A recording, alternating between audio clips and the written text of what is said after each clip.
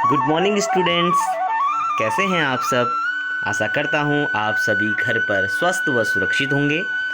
मैं Suresh Chandra Oli dynasty modern gurukul academy Chhinki farm से आप सभी लोगों के लिए लेकर आया हूं आज आपकी हिंदी पाठ्य पुस्तक क्षितिज के पाठ नंबर 2 लहासा की ओर से संबंधित कुछ चीज़ें आपको बताऊंगा, जिसके लेखक हैं राहुल सांकृत्यायन जी। इससे पूर्व हम पहला पाठ 2 बैलों की कथा पूर्ण कर चुके हैं, तो आज हम अपने द्वितीय पाठ लहासा की ओर में प्रवेश कर रहे हैं। पाठ को शुरू करने से पहले हम पाठ के लेखक राहुल सांकृत्यायन जी के विषय में कुछ महत्वपूर्ण बातों को जान लेते हैं। तो राहुल जी का जन्म 1893 ईस्वी को ग्राम पंदहा, जिला आजमगढ़, उत्तर प्रदेश में हुआ था। इनका मूल नाम केदार पांडे था। इनकी शिक्षा काशी, आगरा और लाहौर में हुई। बच्चों, 1930 में श्रीलंका जाकर इन्होंने बौद्ध धर्म ग्रहण कर लिया था। तभी से इनका नाम राहुल सांकृत्यायन हो गया था। साथ ही इन्हें कई भाषाओं का भी बहुत अच्छा नॉलेज था। इस प्रकार लोग इन्हें महापंडित के नाम से भी पुकारा करते थे। इन्हें पाली, प्राकृत, तिब्बती, चीनी, जापानी, रूसी अनेक भाषाओं का बहुत अच्छा ज्ञान था। हिंदी साहित्य में अद्भुत रचनाएं देने के लिए डाक विभाग ने इन्हें 100 पैसे के टिकट से इनके नाम के टिकट निकाले और इनको सम्मानित किया। तो यात्रा वृत्तांत से ये बहुत पहले से ही जुड़े हुए हैं। और घुमक्कड़ का अर्थ इन्होंने रखा कि इन्होंने कई घुमक्कड़ शास्त्र इत्यादि रचनाएं भी लिखी। लगभग 150 से अधिक रचनाएं इनकी हिंदी साहित्य में देखने को मिलती हैं। तो अलग अलग क्षेत्रों में जाना, वहाँ के लोगों से मिलना, उनकी सभ्यताओं के, उनकी सिविलाइजेशन के बारे में सीखना, यह राहुल जी का प्रमुख शौक। तो इस पाठ में तिब्बत की राजधानी लहासा की यात्रा व तिब्बती समाज के विषय में कुछ चीज़ें बताई गई हैं।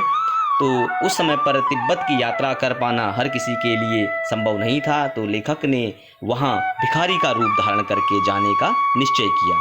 तो नेपाल के रास्ते से होते हुए लेखक और उसके दोस्त तिब्बत की ओर बढ़े, जहाँ रास्ते में बहुत सारी चौकियाँ भी थीं। तो इन्हीं चौकियों में, इन्हीं भागों में, इन्हीं टीलों में लोग अपना बसेरा मना लिया करते थे। तिब्बत समाज में चोरियां इत्यादि बहुत होती थी, लेकिन जाति पाति, छुआछूत इत्यादि कोई भी कुप्रथा वहाँ पर मान्य नहीं थी। और बिल्कुल लोगों पर इतना विश्वास लोग करते थे कि किसी को भी किसी के घर आने जाने की बिल्कुल छूट होती थी। केवल भिखमंगों को पर लोग विश्वास नहीं करते थे, क्योंकि लोग इसी रूप में अक्सर लोगों को धोखा दिया करते थे। ज़रूरत अनुसार अपनी झोली से लोग चाय दे भी लेते थे, बनवा भी लेते थे। और घर की बहू, सास सभी एक दूसरे की हेल्प करते थे। कोई भी ऊंच नीच की ऐसी कोई भावना नहीं थी और लोगों का सम्मान किया जाता था।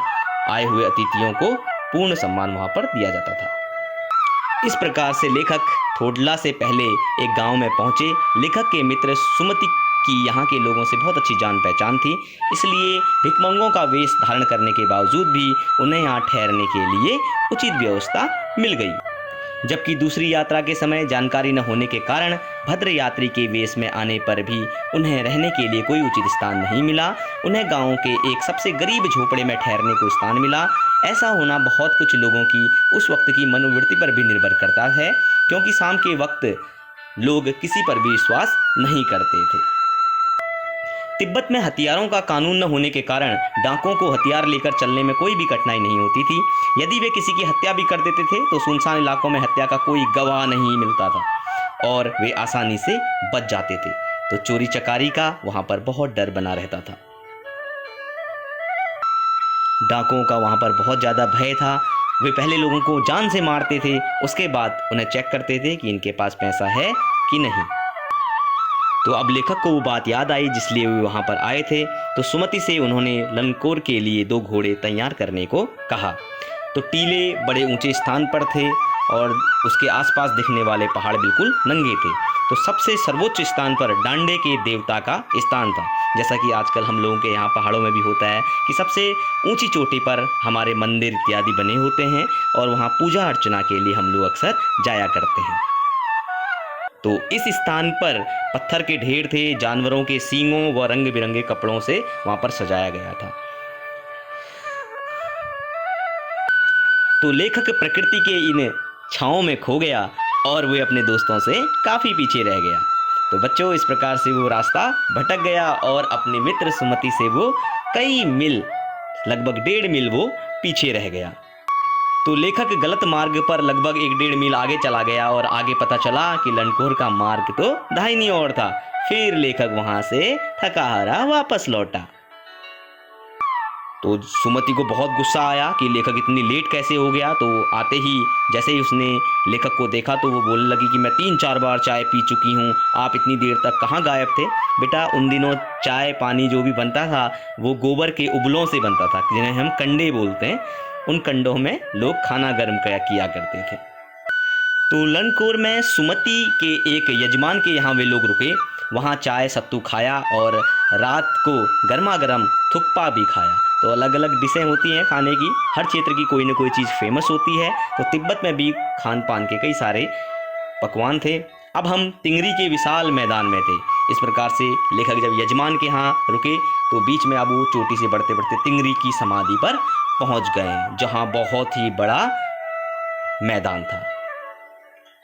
तो तिंगरी में सुमति के जान पहचान के बहुत सारे लोग थे, तो इसलिए लेखक ने उसे वहाँ ज़्यादा देर रुकने नहीं दिया, क्योंकि पता चला अगर वो वहाँ रुक गई तो वो सबसे मिलने वहाँ चली जाएगी और बहुत देर हो जाएगी। इसलिए से वहाँ गंडा, ताबीज, तंत्र मंत्र ज़्यादा चलते थे उस एरिया में, जिस एरिया में यजमानों के यहाँ जहाँ सुमति और उसका मित्र लेखक राहुल सांकृत्यायन जी पहुँचे थे। तो जैसे ही अगला दिन शुरू हुआ, कोई भी घोड़ा इत्यादि सामान ढोने के लिए नहीं मिला। तो लेखक और सुमति ने अपने कंधे पर ही सामान लिया और तिब्बत की कड़ी धूप में वे आगे की ओर चल पड़े। तो 2 बजे का समय था, माथे पर धूप जल रही थी, लेकिन पीछे का कंधा बर्फ जैसा ठंडा था, क्योंकि सामान भी उन पर लदा हुआ था। जब आगे की ओर हम बढ़ते हैं तो धूप हमारे शरीर पर सीधी पड़ती है, तो आगे का शरीर हमारा ज़्यादा गर्म होता है और इसी के अपोजिट हमारा पीछे का शरीर जो होता है, पीठ, वो ठंडी होती है। तो तिब्बत की ज़मीन छोटे बड़े जागीरदारों में बटी हुई थी। जागीरों का ज़्यादा हिस्सा बिहरों के पास ही हुआ करता था।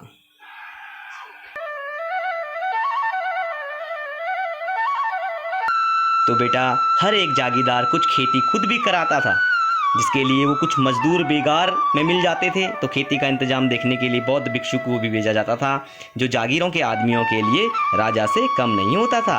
जैसे कि हमारे यहाँ ठेकेदार प्रथा होती है, तो उस समय बौद्ध भिक्षु उस खेती बाड़ी पर भी अपनी रुचि दिखाते थे। तो शेखर विहार के मुखिया नमसे बड़े भद्र पुरुष थे। तो जैसे ही वो उस मंदिर पर पहुँचे तो यहाँ एक अच्छे मंदिर में लेखक को कज्जुर बुद्ध वचन अनुवाद की लगभग 103 हस्तलिखित पोथियाँ उन्हें मिली। तो उन्होंने एक एक पोथी पढ़नी शुरू की। तो इन पोथियों को पढ़कर वे इतने भाव विभोर हुए कि इसी कारण उन्होंने अपना धर्म परिवर्तन कर बौद्ध धर्म को ग्रहण कर लिया। तो इस प्रकार अगले दिन वे नमसे से विदाई लेकर आगे की ओर चल पड़े। तो बेटा, इस प्रकार से सुमति ने और उन मित्र राहुल सांकृत्यायन जी ने अपनी यात्रा वृत्तांत को पूरा किया। इस प्रकार से इन्होंने कई सारी और रचनाएं अपने घुमक्कड़ जिज्ञासा शास्त्र में इन्होंने लिखे हुए हैं। तो आशा करता हूँ इस पाठ की कहानी को सुनकर आपको पाठ को समझने में मदद मिलेगी। अगर आपके पास किताबें हों, संभव हो, तो आप इस पाठ को एक बार और पढ़ें, समझें और नीचे कुछ 2-4-6 क्वेश्चन आंसर्स मैं आपको भेज रहा हूँ रिटर्न में। आप इन क्वेश्चन आंसर्स के उत्तर अपनी कॉपी पर लिखें। जल्दी भेंट होगी, फिर से मिलेंगे। धन्यवाद।